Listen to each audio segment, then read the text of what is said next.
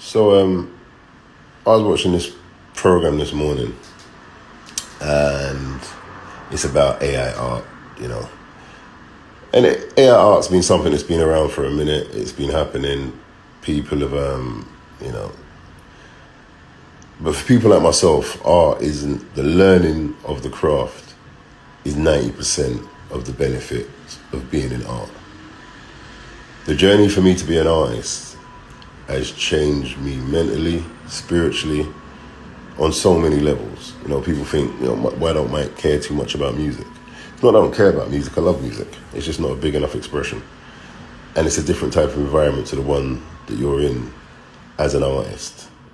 I often say the biggest difference is in art, we don't follow the biggest thing. For instance, you could be an artist who's sold or made millions, but yet you would watch a tutorial from someone who's got 50 followers, if there's something you can learn from it. You could be one of the biggest artists in the world and be best friends with someone who has no greater following than 10 people, but he's your fellow artist. So it's a very different environment to that of music and entertainment. It's not based on what you can manipulate.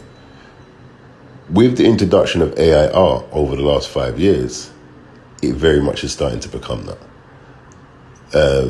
Again, my journey in art is a life journey. It's a learning journey. This is something which just kept me sane for years. Whether I was in care as a child, I was in care homes from 6, I started drawing. My dad could draw. Whenever I got kicked out of school, I started drawing. It's the only thing I enjoyed in school. It's the only GCSE I ever got, even though I got kicked out of my GCSE on my second day for having a fight. Still got a C, even though it was 1 day's worth of work. In fact, it was a morning's worth of work and I still got a C, and it was a 2-day exam. I passed every college I ever went to, I got kicked out of, but I managed to leave with a distinction for one art. I managed to stay in class for about a year and left with a B.Tech. So it was the only thing that ever kept me interested, more so than music. When I went to prison, I started a graphic novel from prison. The Hitmen started out from prison, you know. There's many a man that's come out of prison and say, you know, I've got a picture of one of Mike's pictures from his wall. To all those that have those pictures, keep them, because hopefully it'll be worth a bit in a few. But again, like my point is, it's a personal journey. It's about the learning of art. You know, whether you've got emotional problems, I've had emotional problems my whole life, temperament, etc. This is the only thing that keeps me calm. You're having to humble yourself up to learn. You know, you have to live with that saying, that old Socrates saying, you know nothing. If you want to become a better artist, you have to approach everything like you know nothing. You have to approach everything willing to learn, willing to be open. So art for me is a journey, it's the learning. So with the introduction of AI art, that totally goes out the window because that doesn't exist. So what you are going for is the destination and not the journey. And those are two totally different types of human beings. Again, and those more align with the type of human beings that you have in music that want the reward, not the journey. So so we got this thing in the art world where it's fuck AI, show your time lapse. So we got this thing, there's certain programs you can use. Frisco, I use Frisco on my iPad, so this was all done in Frisco on my iPad. And these are just sketches. This is just a sketch. I'm just fucking around with some stuff for my graphic novel, my Oliver Twist 2150 graphic novel. This is Nancy, just playing with a design of a cruiser, of a hover cruiser. Where she's outside the wall. There's a thing called outside the wall work in my graphic novel, which the first issue will be out hopefully by this month. We've got 100 and so odd pages already done, so it'll be serialized after that. And hopefully people like it. If they don't, I don't really give a fuck. I'm still going to do it anyway. But yeah, so this is me just throwing my hat in the arena. Fuck AI. I thought I'd give you a little time lapse in the background as I'm going through it. Yeah. And I think that's what it is. I think we live in a time now where you can get reward for anything, man. Like, as long as it looks aesthetically pleasing, you can get rewarded for it. Yeah. But the dangerous thing about the AI art isn't even so much, you know, that they want to be considered as artists. The danger is aesthetically. Because some of the artwork, people, you know, if you're not of the know of what's AI art and what's not, you wouldn't be able to tell the difference. This Because what the AI, what they basically do is, and again, it's that whole thing to, it's not, it's not a progression of the past, because photographers, they were shooting pictures of what was in front of them. They wasn't stealing the stuff and then putting it in a room and then taking pictures of it. So there's a big difference. That in theory, that's what AI art is.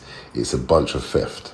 So what the bots do is they scour the whole internet for artists who people like. And the irony is, certain artists will always come top of the ladder. So a lot of work will end up looking the same because there's a certain selective look that a lot of artists go for. A lot of it's that kind of stroke manga kind of style, but it's kind of slightly westernized. And that's what's going to be. So aesthetically, it's going to change everything. You're going to have a lot of artwork being put out. The days of going to a freelance artist to get your covers done.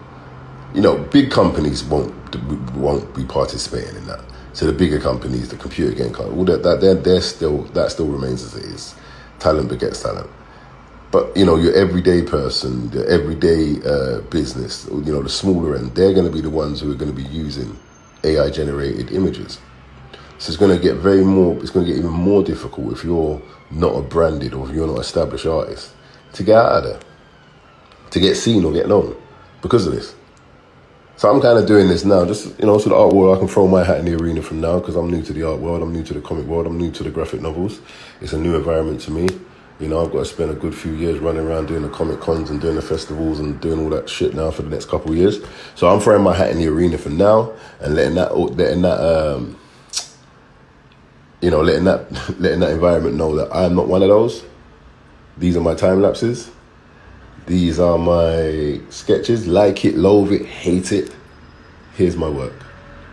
So I just thought I'd just do this today and just have a little fun and throw my 2 pence into this whole fuck AI movement and show you some time lapses from the graphic novel I'm doing at the moment.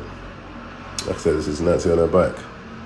So I think there's about a minute left of this if you want to see it. So I'm going to stop talking shit now and I'll just let you watch the rest of the minute.